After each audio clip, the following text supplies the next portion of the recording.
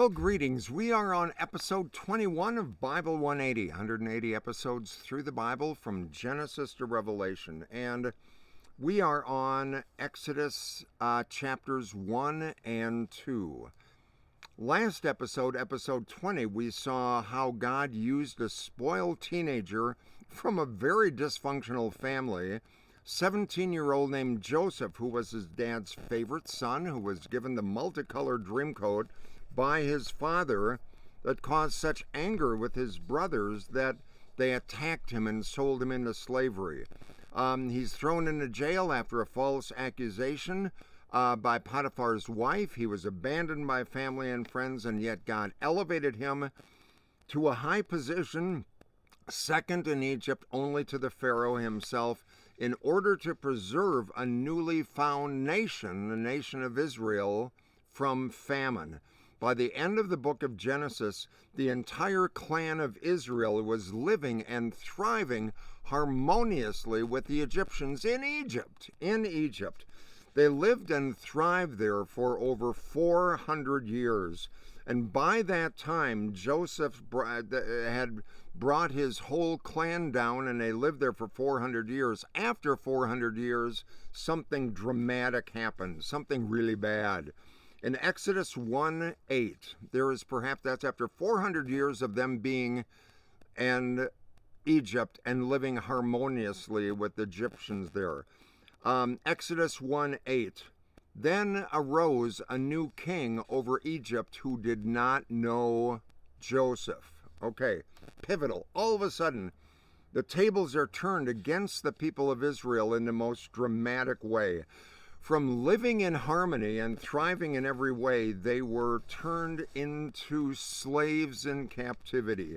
The new king was so enraged that there were so many of these foreigners living in his land that not only did he put them into captivity and ordered them to do hard labor, but he also set out a devastating decree, which is that all the newborn males that were born to the people of Israel were to be killed by the midwives who delivered them. It was a horrible time for the people of Israel in captivity, in bondage, working their fingers to the bone and facing the killing of their baby sons. There's no good news, but God was at work in the background. At the beginning of the book of Exodus, God starts working through some very minor characters, minor biblical characters. What I mean by that is that we kind of know many of the major biblical characters. Noah built the ark. Father Abraham had many sons. David overcame Goliath with a sling and a prayer. Daniel overcame and survived the lion's den. Peter walked on the water. I mean, we know the champions of the faith, the mega champions that the Christian world has honored and recognized for thousands of years. And Moses, we're going to be talking about Moses the next couple episodes. Moses was one of those mega champions. In fact, the name Moses is referenced 750 times in the Old Testament. He is a hero deliverer that saved God's people from destruction. But in all of those stories, of those mega champions, we mustn't forget that there is a supporting crew, minor characters, those who seemed insignificant, but in reality were vital to the plan of God. The story of Moses, the greatest leader in the Old Testament, is one such story about God raising up a mega champion. But the credit doesn't all belong to Moses, because he owes his success in his life to two very small characters in the narrative. Those two seemingly small players are Puah. Say it with me.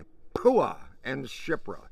Puah and Shiphrah were two of the midwives that the Pharaoh of Egypt ordered to lead an ethnic cleansing of all of the Hebrew male babies, but it was an order that went against their fiber and their belief.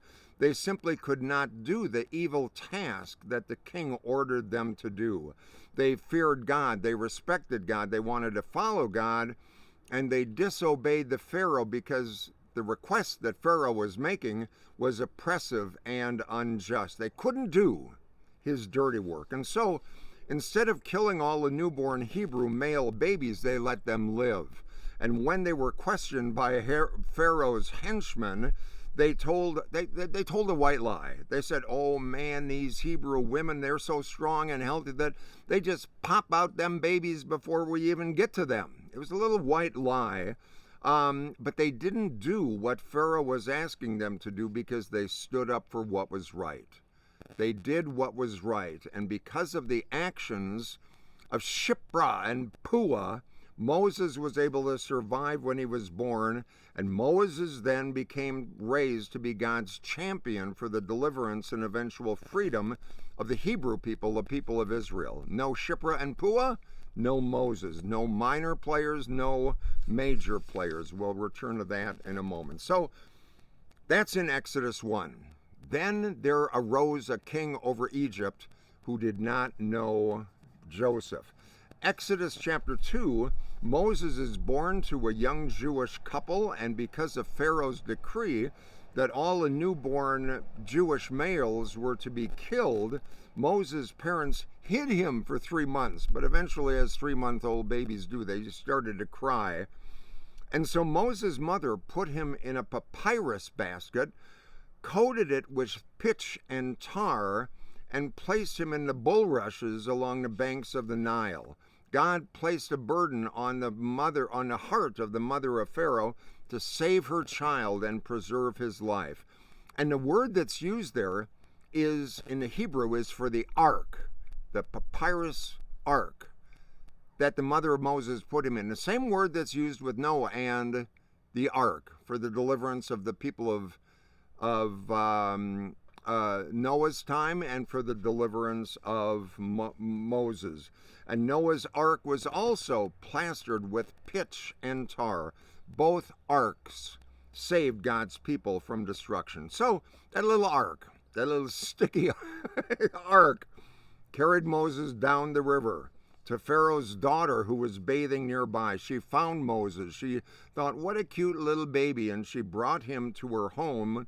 Moses eventually was adopted by Pharaoh's daughter and became her son, and she named him Moses, which means I drew him out of the water. So she brought him into Pharaoh's household. She adopted him. So Moses grew up in the home of the Pharaoh, remembering his Hebrew language. One day in Exodus 2, he saw a fellow Hebrew, a fellow Israelite, being beaten by an Egyptian, and the Hebrew, the person of Israel, was one of Moses' own people. So it says Moses looked to the left and he looked to the right. In other words, he checked in all directions to see if anybody would see what he was doing. And he killed the Egyptian and buried him into the sand to hide what he's done. Okay, he's safe, right? But the next day, 2 Hebrews were fighting. Moses went to stop it. And one of the Hebrews said to him, Exodus 2, he says, "Are you going to kill me like you killed the Egyptian?" Now think about that. How does that work? Moses looked to the left and right so that nobody would see what he's doing.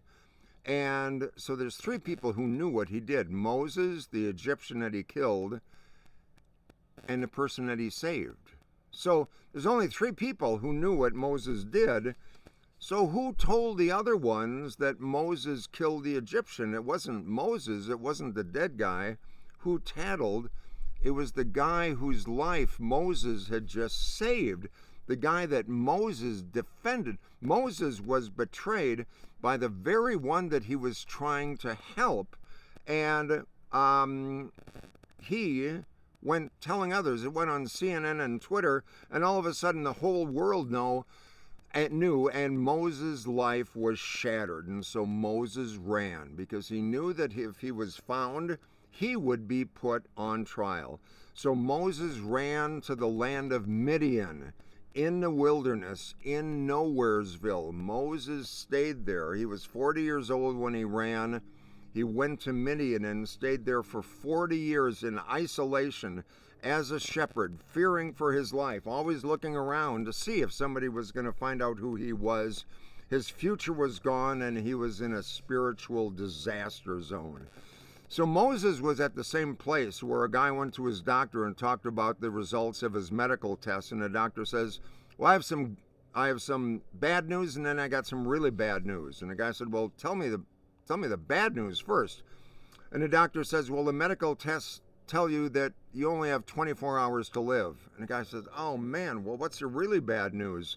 And the doctor said, well, I should have told you yesterday, right? So that's where Moses was, in the wilderness. And he was in the wilderness for 40 years after killing that Egyptian, hiding out so that nobody would find him. Moses had a lot of time to think and reflect and review where his life had been.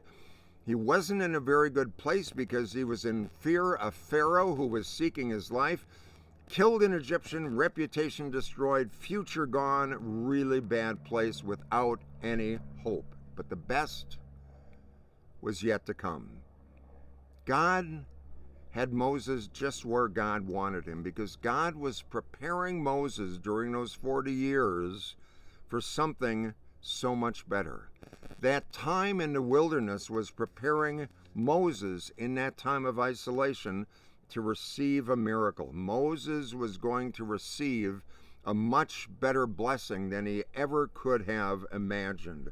God appears to Moses in the next chapter of Exodus, chapter 3. God appears to him in a burning bush and called him and sent him out on a new mission for his life. We'll cover that in the next episode. Remember, when you get out of bed, you're not in as bad a place as Moses was. When you get out of bed, say, it's going to be a great day.